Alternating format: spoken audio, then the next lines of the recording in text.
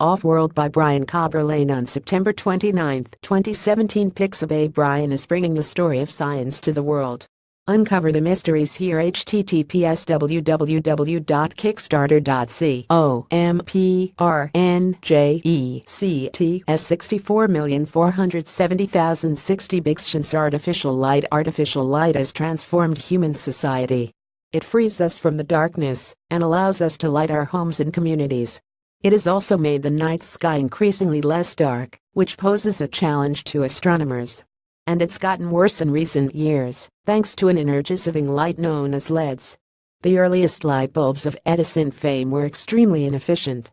They produce incandescent light by electrically heating a thin wire of metal to the point that it emits light.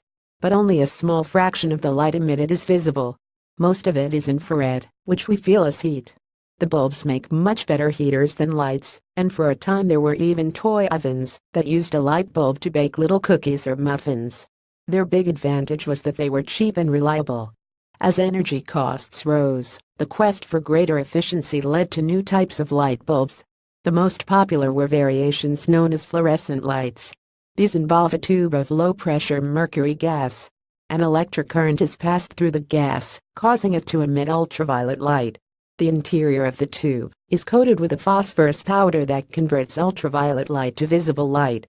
The efficiency of these lights made them ubiquitous in large lighting environments such as office buildings, but their greenish hue and flickering nature were often found irritating. What we really needed was a light that is highly efficient and emits a more sun-like light. Light-emitting diode. The latest answer to that challenge is the light-emitting diode, or LED. These are based on semiconductors. The same type of semiconductors used in computers and other electronic devices, except that they are built to emit light. They are highly efficient, but only emit light in a narrow color range. However, by combining LEDs of different colors you can approximate the wide spectrum of colors produced by sunlight. Early on, LEDs were expensive, but even as costs came down they still failed to mimic sunlight well. That's because there weren't any good blue LEDs. Early LED light bulbs were not yellowish-orange, since they didn't emit much light in the blue spectrum. But in 1993, Shuji Nakamura developed an efficient blue LED. This was such a big breakthrough that he was awarded the 2014 Nobel Prize in Physics for his work. LED light bulbs could now be produced that emit a more natural white light. But this breakthrough has had unintended consequences. As the price of whittled lights have dropped, they have become a favorite choice for both interior and exterior lighting. For outdoor lighting in particular, they have started to replace mercury vapor and sodium vapor lights. Their low cost and high efficiency has also resulted in a rise of exterior lighting. The white glow of LEDs has filled our communities and homes. But whittled lights depend upon blue LEDs and are brightest in the blue spectrum. And blue light pollution is bad for astronomy. Low-pressure sodium lights are often used in protected dark sky regions.